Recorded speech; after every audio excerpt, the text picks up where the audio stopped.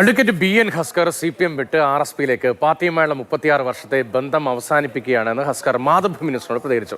CPM ജീർണതയുടെ പടുകുഴിയിലാണ് എന്നും രക്തസാക്ഷി fund പോലും വെട്ടിക്കുന്ന പാർട്ടിയായി CPM അധപ്പതിച്ചുവെന്നും ഹസ്കർ വിമർശിക്കുന്നു. ആ പ്രതികരണം ചാനൽ ചർച്ചയിൽ സർക്കാരിനെതിരെ വിമർശനം ഉന്നയിച്ചതിന്റെ പേരിൽ പാർട്ടി നടപടിയെന്ന് പറയാൻ സാധിക്കില്ലെങ്കിൽ പോലും ഒരു തിരുത്തൽ വേണമെന്ന് പാർട്ടി ആവശ്യപ്പെട്ട CPM ആവശ്യപ്പെട്ട ഒരു വ്യക്തിയാണ്. നമ്മൾ ഈ നേരത്തെ വാർത്തകളിലൊക്കെ നിറഞ്ഞ ആളാണ് അഡ്വക്കേറ്റ് BN ഹസ്കർ. കൊല്ലം സ്വദേശിയാണ്.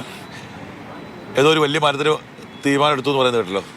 അങ്ങനെയല്ല, ഇവിടെ ഞാൻ ഇടതുപക്ഷത്തിൻ്റെ അപജയത്തെക്കുറിച്ച് മാത്രമാണ് പലപ്പോഴും വിമർശിച്ചുകൊണ്ടിരുന്നത്. ഇത് പാർട്ടിക്കുള്ളിൽ പറഞ്ഞുകൊണ്ടിരുന്നതാണ്.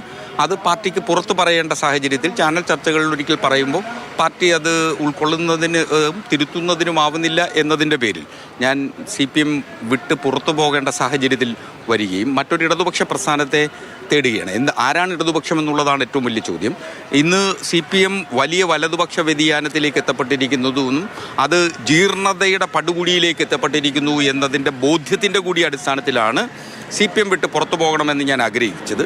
അങ്ങനെ CPM വിട്ട് പുറത്തു പോവുകയും രക്തസാക്ഷികളുടെ ഫണ്ട് പോലും തട്ടിക്കുന്ന പാർട്ടിയായി ഈ പാർട്ടി അധംപതിക്കുകയും അങ്ങനെ തട്ടിപ്പിൽ നടത്തിയ ആളുകളെ ഈ പാർട്ടി ചെവിക്ക് പിടിച്ച് പുറത്താക്കുന്നതിന് പോലും തയ്യാറാകാത്ത സാഹചര്യത്തിലാണ് ഞാൻ വളരെ കൃത്യമായി ഈ പാർട്ടി വിട്ട് പുറത്തു പോകാൻ തീരുമാനിക്കുന്നത്.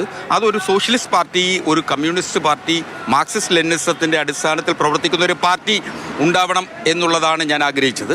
അത്തരത്തിൽ ഞാൻ ഒരു മാർക്സിസ്റ്റ് ലെനിനിസ്റ്റ് പാർട്ടിയിലേക്ക് പോകാൻ ആണ് തീരുമാനിച്ചത്. RSP ആണോ? RSPയിലേക്ക് ചേരുക എന്നുള്ളതാണ് തീരുമാനം.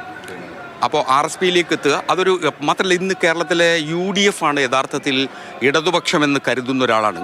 ഒരുപക്ഷെ ഇന്ത്യയൊട്ടാകെ ശ്രീ രാഹുൽ ഗാന്ധി നടത്തുന്ന ഇടതുപക്ഷ ഇടപെടലുകൾ ഇന്ത്യയിൽ CPMനോ CPIക്കോ ചെയ്യാൻ കഴിയുന്നില്ല. മറുവശത്ത് കേരളത്തിലാണെങ്കിൽ ശ്രീ VD സതീശൻ നടത്തുന്ന ഇടതുപക്ഷ ഇടപെടലുകൾ, അദ്ദേഹത്തിൻ്റെ വർത്തമാനങ്ങൾ, ഒരിക്കൽ പോലും മുഖ്യമന്ത്രി സഖാവ് പിണറായി വിജയൻ മോദിയുടെ പേരെടുത്ത് വിമർശിച്ചത് ഓർമ്മയായിരിക്കുന്ന കാലമാണ്. അപ്പോൾ ആ ഘട്ടത്തിൽ വിചാരധാര ഉയർത്തുന്ന, സംഘപരിവാർ ഉയർത്തുന്ന രാഷ്ട്രീയ വെല്ലുവിളികളെ ചെറുക്കുക എന്നുണ്ടെങ്കിൽ അത് ഇന്നത്തെ UDF സംവിധാനത്തിനാണ് കഴിയുക എന്ന ബോധ്യത്തിൻ്റെ കൂടി അടിസ്ഥാനത്തിലാണ് UDFനൊപ്പം ചേരുക എന്ന തീരുമാനത്തിലേക്ക് ഞാൻ എത്തുന്നത്. ഇപ്പം ഇരവിപുരത്തുകാരനാണ്. ഇരവിപുരത്ത് RSP ഒരു നല്ല സ്ഥാനാർത്ഥിയെ നോക്കിക്കൊണ്ടിരിക്കുന്ന ഒരു ഘട്ടം കൂടിയാണ്. അങ്ങനെ എന്തെങ്കിലും ചർച്ചകളോ നടന്നിട്ടുണ്ടോ? അല്ല, ഞാൻ അൺകണ്ടീഷണൽ കാര്യം, എനിക്ക് അങ്ങനെയുള്ളൊരു ബാർഗനിങ് കപ്പാസിറ്റി ഉള്ള ആളൊന്നുമല്ല.